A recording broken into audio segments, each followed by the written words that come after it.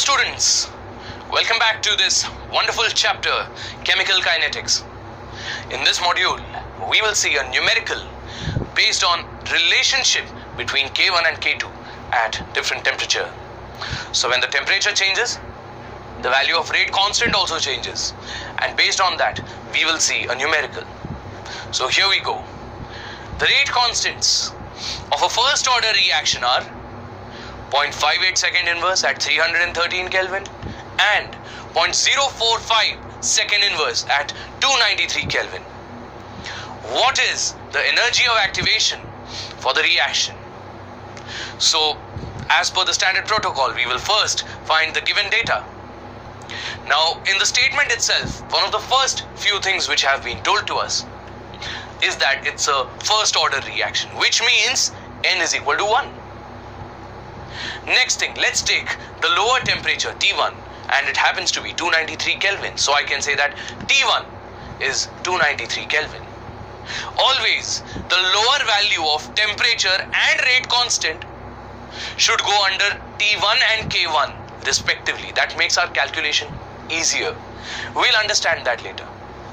Now, when the temperature is T1, the corresponding value of rate constant is K1, and that happens to be 0.045 second inverse. The higher value of the temperature T2 is 313 Kelvin, and the corresponding rate constant K2 is 0.58 second inverse. All these things have been given to us, and we have to find the value of activation energy. Now, when we find the solution to it, we first need to know the formula.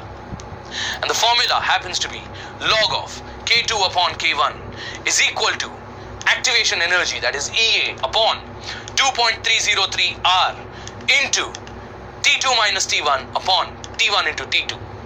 Now that's our formula. We had derived it in one of the earlier modules. Now here, when we rearrange this equation in terms of EA, now EA will be equal to 2.303 R into T1 T2 upon T2 minus T1 into log of K2 upon K1.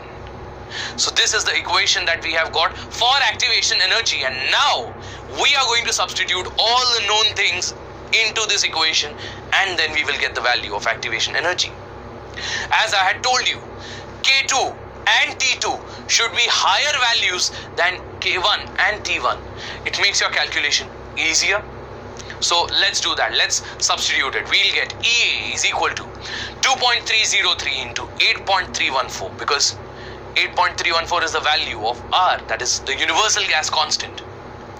Now here we can say 293 into 313 upon 313 minus 293 into log of K2 upon K1, that is 0.58 upon 0.045. Now these are the substitutions that we have done. Let's solve this equation further.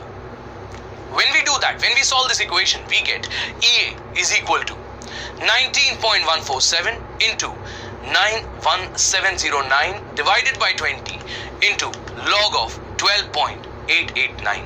Now when you solve this thing, when you solve the fraction and you take the log, the expression becomes 19.147 into 4585.45 into 1.1103. Now when you solve this expression with the help of log, which I'm sure you know, you will get EA is equal to 9.7482 into 10 raised to 4 joule per mole. Now joule per mole can also be written in terms of kilojoule per mole.